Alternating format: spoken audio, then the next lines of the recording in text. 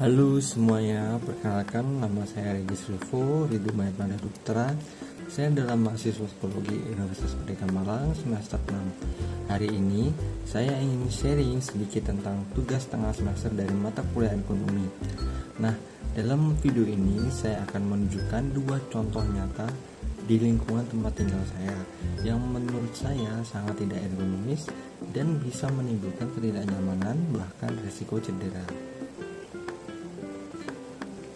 Contoh pertama, bisa kita lihat di sini. Ini adalah tangga di mana terlihat sempit banget kan. Setiap kali saya naik atau turun tangga ini, saya harus sangat berhati-hati karena kalau tidak, kepala atau bahu bisa terbentur dinding atau langit-langit yang terlalu dekat. Ini tentu berbahaya, apalagi kalau kita lagi buru-buru atau bawa barang. Dalam prinsip ergonomi, desain seperti ini jelas tidak sesuai karena tidak memperhatikan keselamatan dan kenyamanan dari pengguna. Tangga seharusnya cukup lebar dan tinggi, antar anak tangga juga harus proporsional untuk mengurangi risiko kecelakaan. Nah, sekarang kita lihat area parkiran motor. Terlihat penuh dan sangat sempit.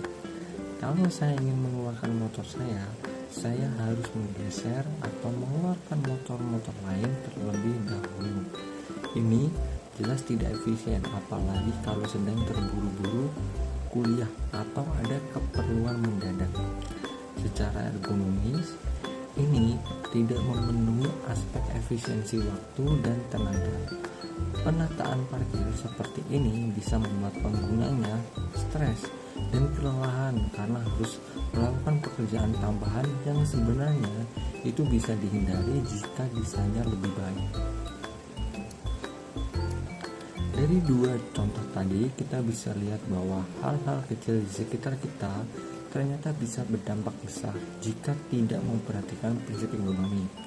Baik itu tangga yang terlalu sempit atau parkiran yang terlalu padat, semuanya bisa mempengaruhi kenyamanan, keamanan, bahkan produktivitas kita sehari-hari.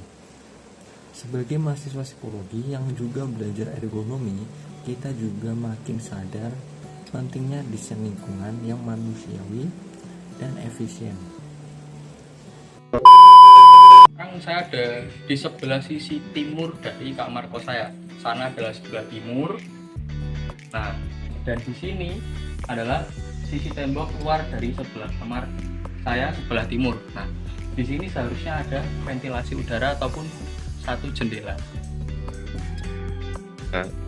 Oke, dan sekarang ini adalah bukti dari sisi sebelah timur dari dalam kamar kos saya. Yang dimana seharusnya ada satu buah jendela ataupun ventilasi. Nah, kita let's go ke arah barat. Karena tidak memungkinkan untuk shoot dari luar, dari dalam saja. Di luar kita harus terjun bebas. Oke, ini sebelah barat ya. Di sebelah barat yang dimana seharusnya ada satu buah ventilasi ataupun jendela supaya pencahayaan bisa maksimal ke dalam kamar. Oke. Kenapa tidak ergonomi? Karena seharusnya pada sisi sebelah timur ataupun barat terdapat ventilasi udara ataupun jendela supaya sinar matahari dapat masuk dari arah timur serta barat dan sebagai sumber pencahayaan mulai dari pagi hingga sore hari, serta supaya tidak terjadi kelembapan yang berlebih di dalam kamar kos saya. Oke, saya akan menggunakan alat yang bernama pemotong serabut pakaian. Nah, ini biasanya digunakan untuk membersihkan sisa-sisa kain berlebih di pakaian. Contoh penggunaannya seperti ini.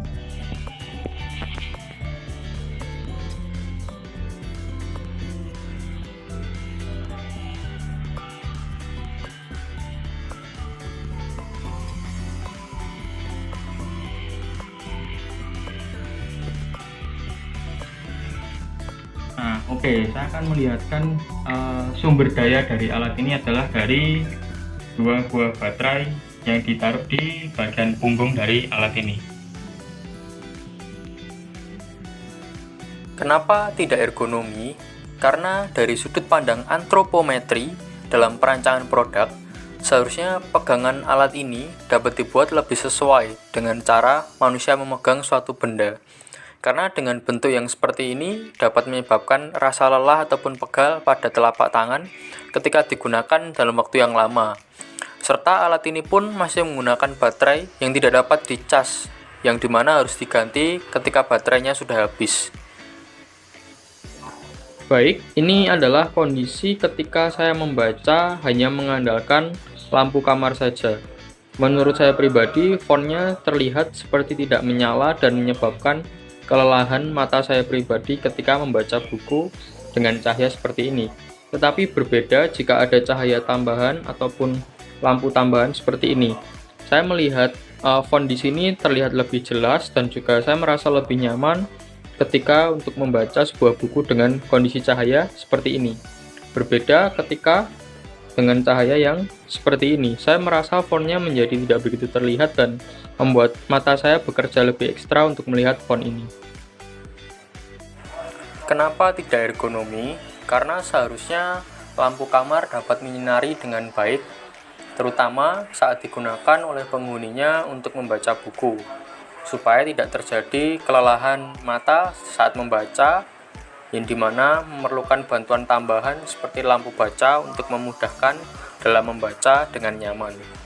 Atau bisa juga dengan menggunakan lampu dengan watt yang lebih tinggi.